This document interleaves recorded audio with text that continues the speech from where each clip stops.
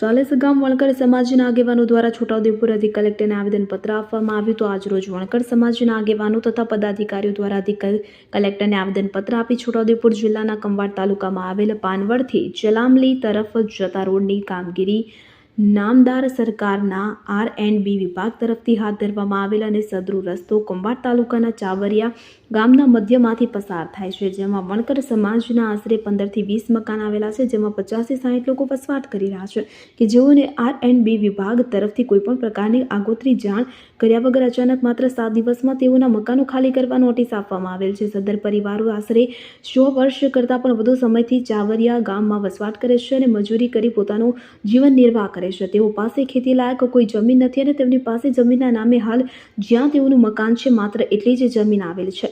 આ પરિવારો કે જે તે સમયે પોતાના મકાનો બનાવેલ તે સમયે R&B વિભાગ તરફથી તેઓને કોઈ પ્રકારની જાણ કે નોટિસ આપવામાં આવેલ નથી, જેથી આ પરિવારો ભવિષ્યમાં રસ્તાના કામથી તદ્દન અજાણ હતા. વણકર સમાજના આગેવાનોને દ્વારા આવેદનપત્ર આપી નમ્ર વિનંતી સાથે અમારી લાગણી અને માંગણી વ્યક્ત કરી નિવેદન કરીએ છીએ કે આ રોડની કામગીરી દલિત પરિવારોના ઘર તોડીને કરવામાં આવે તો દલિત પરિવારોને અન્યાય થાય તેમ છે, જેથી આખો વણકર સમાજના તમામ આગેવાનોએ આપ સાહેબ શ્રીને તમામ રીતે સહકાર અને મદદરૂપ થવાની ખાતરી સાથે આ દલિત પરિવારોના સન્માન સહિત જીવન નિર્વાહનો હક જળવાઈ રહે અને નામ સરકારનું હિત પણ જળવાઈ રહે તે અંગે માનવતાપૂર્ણ રીતે ઘટતી કાર્યવાહી કરવા નમ્ર વિનંતી કરવામાં આવી હતી. ઇમરાન મિર્ઝા, છોટાઉદેપુર. કંવાડ તાલુકાના ચાવરિયા ગામમાં આશરે 200 વર્ષથી દલિત સમાજના 30 ઘરો આવેલા છે અને અત્યારે એ લોકોને નોટિસ આપી છે મકાન તોડી નાખવા માટે, એટલા માટે કે ત્યાં રોડ બનાવવાની વાત છે. અને એમાં એવું લખેલું છે, જે નોટિસ આપેલી છે એમાં કે બિન અધિકૃત દબાણ, દેશ આઝાદ થયો એ પહેલાના આ મકાનો છે, બરાબર છે. 200 વર્ષ એનો મતલબ કે દેશ આઝાદ થયા એ પહેલાના મકાનો બનેલા છે, એટલે આ જે નોટિસ આપી છે એ બિલકુલ ગેરકાયદેસર છે, બરાબર છે.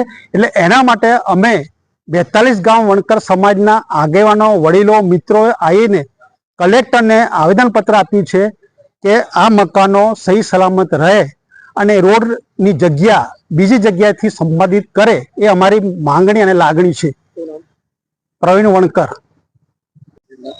કંવાડ તાલુકાના ચાવરિયા ગામના વણકરો જે વર્ષોથી કે આઝાદી નહોતી મળી તે પહેલાંના બાપદાદાના મકાનો ત્યાં આવેલા હતા અને સરકારે રસ્તો બનાવવા માટે આજે એમને મકાનો તોડવાની નોટિસો મળી છે, એટલે એના માટેની રજૂઆત નામદાર સરકારશ્રીને પહોંચે એટલા માટે કલેક્ટર સાહેબને આવેદનપત્ર આપેલ છે. અને આ દલિતો એમને જમીન નથી, બીજા મકાનો નથી, તો એ લોકો ક્યાં જાય એ પણ એક પ્રશ્ન છે. માટે આ રસ્તો સાઈડ પરથી જાય એવું રજૂઆત કરવા માટે આવ્યા હતા. ભાઈ સુતરિયા, કંવાડ તાલુકાનું અમારું જે ગામ છે ચાવરિયા ગામ છે. છેલ્લા વર્ષોથી પેઢીઓથી આ ગામમાં અમે રહીએ છીએ. સરકારશ્રી તરફથી જ્યારે પણ અમારા બાપ દાદાઓએ મકાનો બનાવ્યા હશે, ઝૂંપડા બનાવ્યા હશે, તે વખતે સરકારશ્રી તરફથી કોઈ નોટિસ તેમને મળેલી નથી. અત્યારે તાત્કાલિક સરકારશ્રી તરફથી 7 દિવસમાં મકાનો તોડવાની નોટિસ મળી છે અને અમારા આ મજૂરી કરનાર પરિવારોને અન્યાય થઈ રહ્યો છે. એટલે અમે અમારા સમાજના આગેવાનો સાથે કલેક્ટર સાહેબને આવેદનપત્ર આપવા માટે આજે આવ્યા છે. અમને કોઈ અન્યાય ન થાય, ગરીબ માણસને કોઈ નુકસાન ના થાય, કોઈનું ઘર ન તૂટે, એ રીતે રસ્તો નીકળે એવી અમારી આગેવાનો સાથેની માંગ છે સરકારશ્રી સાથે. શું નામ? દલપતભાઈ મોરારભાઈ. અમારે માંગ એ છે કે રસ્તો સાઈડ પરથી કરી દે તો મકાનો બચી જાય. અગાઉ પણ આવો કોઈ રોડ બન્યો હતો? અગાઉ આ આમ જે મકાનો બનાવેલા છે ત્યાં એકે મકાન